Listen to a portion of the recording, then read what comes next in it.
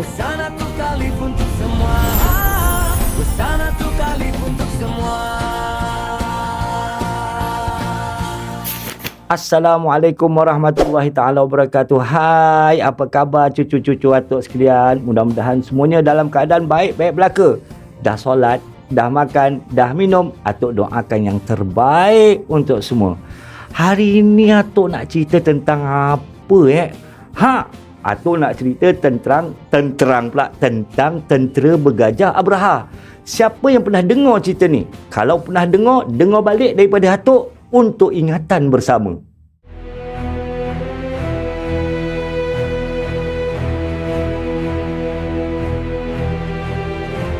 Peristiwa ini berlaku ketika Abdul Muttalib, atuknya Nabi SAW, menjadi ketua di kota Mekah.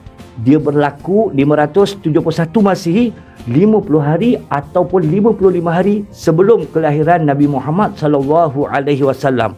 Maknanya, masa peristiwa ni berlaku, Nabi Muhammad belum lahir. Masa tu, kota Mekah tak terkenal pun. Tak ada siapa nak datang. Padang tandus, padang pasir yang kering kontang.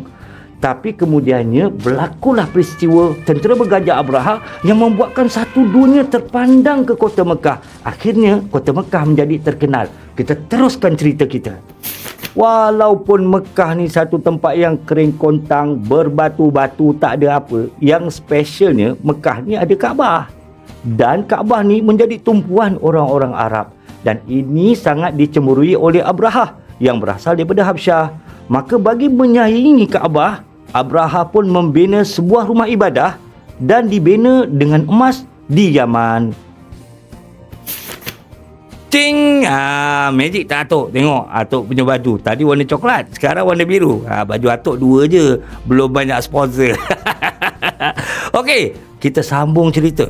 Abraha tak puas hati, jadi dia pun pergilah ke Mekah dengan bala tenteranya untuk meruntuhkan Kaabah. Abraha datang dengan 9 ekor gajah. Ada setengah orang kata, setengah riwayat kata 13 ekor gajah. Dan Abraha, dia menaiki menunggangi gajah yang paling besar.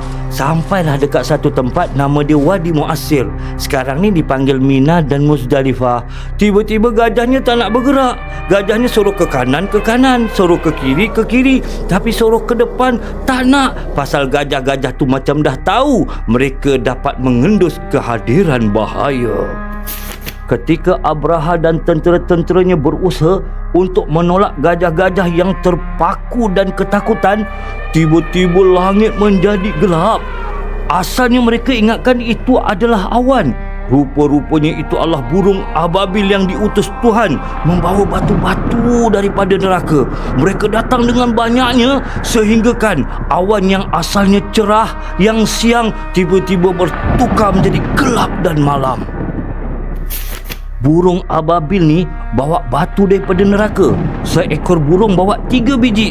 1 di paruh, 2 di kaki.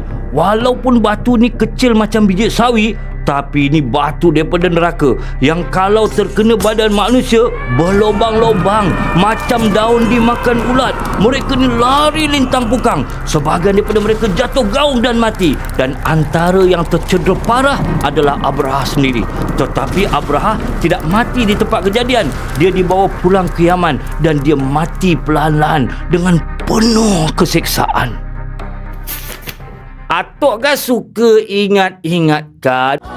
Bukan suka ingat-ingatkan. Kita jadi orang Islam ni jangan ambil hak orang lain. Kita kan ada rezeki masing-masing. Yang kita punya itulah yang Allah redha. Buat apa kita nak cemburukan hak orang? Biarlah kita ada sedikit tapi dalam keredaan Allah. Jangan contohi Abraha, dah ada segala macam kekayaan tapi masih mencemburui Mekah.